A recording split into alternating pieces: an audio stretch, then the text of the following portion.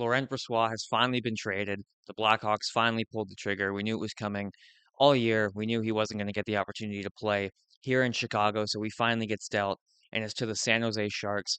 I'm going to go over the whole trade in this video. Welcome back to the Blackhawks conversation. My name's Ryan McGregor. Um, be sure to check out the show on Apple Podcasts. It's available over there now. Leave it a 5-star review and all that. Um, if you're new here, I'm here after every single game doing a post game, about a 20-minute long post game analysis after every single game. So be sure to subscribe so you don't miss those. They're a lot of fun. But yeah, we're gonna break down this trade here in this one.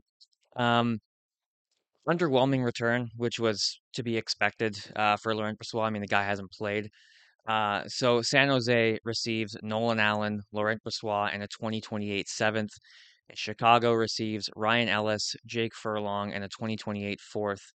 Um, Again, I'd say that the two major pieces in this trade both went to San Jose and Laurent Brossoit and Nolan Allen. No disrespect to Jake Furlong, but nothing special there. So start with what the Hawks get. Obviously, Ryan Ellis, he's 35 years old, and he carries a cap hit of 6.25 million this year and next year, which is really important. And I think it's a big reason why the Hawks made this trade. Obviously, he's not playing. He probably won't ever play again. But the Hawks want his cap space and or his cap hit, and we'll get into that. The Hawks also received Jake Furlong. He's a 21-year-old defenseman, left-handed defenseman, 6'1", 2022 fifth-round pick. He's playing in the AHL this year. He has 2 points in 12 games, 20 penalty minutes, and a -2. He played 66 games last year and had 18 points.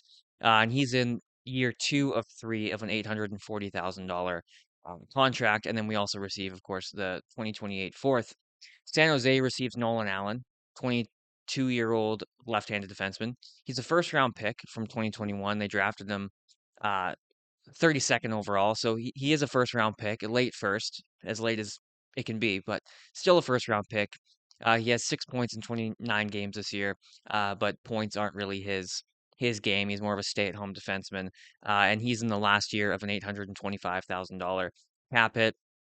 Of course, the Sharks also receive Laurent Brossoit. He's 39 years old, hasn't played in the NHL this year, but he does have a 15-5-2 record in Rockford with a 2 goals against and a .927 save percentage. So pretty good numbers, and he's definitely going to play in the NHL again. He's definitely ready to play in the NHL again, and that's why the Sharks wanted him. And also, they get, of course, the 2028 7th-round pick. So a fairly minor trade, but I think it has pretty important. There's pretty important reasons why I think the Hawks made this trade here.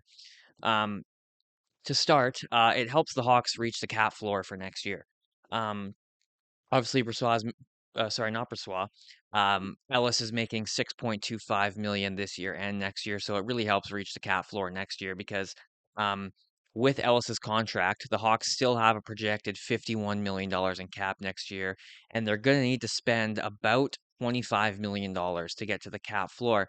And the only RFAs or UFAs they have right now to do that are Bedard, Ethan Del Mastro, Mikheyev, and Doc. Those are the only notable ones, at least. Of course, they could bring over guys like Frondell and Kansterov potentially, but that still wouldn't make too much of a dent as they'd be entry-level contracts. But yeah, those four and, anything external kind of needs to make up about $25 million. So the Hawks, a challenge for them is getting to the cap floor next year, and Ellis helps with that. Um, so it sucks to see Nolan Allen go. I was a big fan of Nolan Allen, but with the, emergence of Crevier and Kaiser, and you still have Korchinski waiting in the minors, and Renzel was a bit of a surprise too when he showed up. There's just no room for him anymore.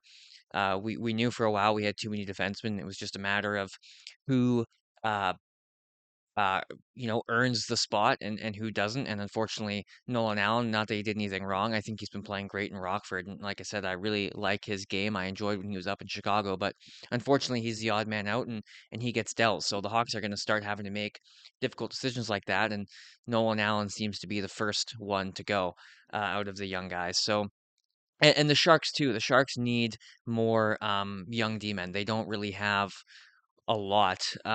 They have a lot of veterans on the blue line, a lot of guys who are expiring. I mean, Nolan Allen's expiring, but he's an RFA, and you can probably pretty easily get him re-signed at a pretty low cost. The Sharks are really top heavy, so they do need more young defensemen. So that fills another need for them. So, they fill the goaltending problem potentially. We're going to see how Brossoit plays in the NHL. Obviously, it's a big difference between the AHL and the NHL, and they get their young D-men. So for the Hawks, it's more of a cap move than anything, I believe, just to get to the cap floor, like I said, for next year. And I think Furlong is just an AHL replacement for Nolan Allen. I don't think they have any expectation of him to do anything crazy, or certainly not take over spots from anyone like Kaiser and Crevier and Del Mastro and Korchinski when he's up here.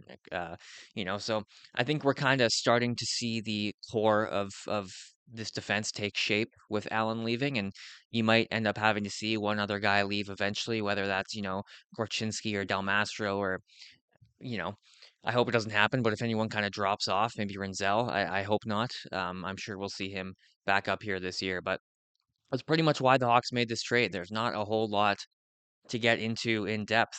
It's a cap move for the Hawks, and I hate to say it because there's a bit of a rivalry starting, but this move actually helped out the Sharks quite a bit, which I hate to say. So they just keep taking ex-Hawks. They have obviously Philip Kurashev's over there now, so uh, I think I'm happy with the move. It also gets rid of the headache of that goaltending problem with, I mean, we still have a lot of goalies, but it kind of just it's one less thing to worry about. A lot of people, myself included, kind of wanted Brossoit up in the NHL over Soderblom just to see what we had. And obviously, we're not going to get that opportunity anymore as he's off to San Jose. So that's pretty much it for this trade breakdown. Like I said, be sure to subscribe. I'm here after every Hawks game doing a post game. I also do live intermissions on TikTok. Very active on Twitter talking about the Hawks all the time. So follow me over there too. And I will see you tomorrow for the post game.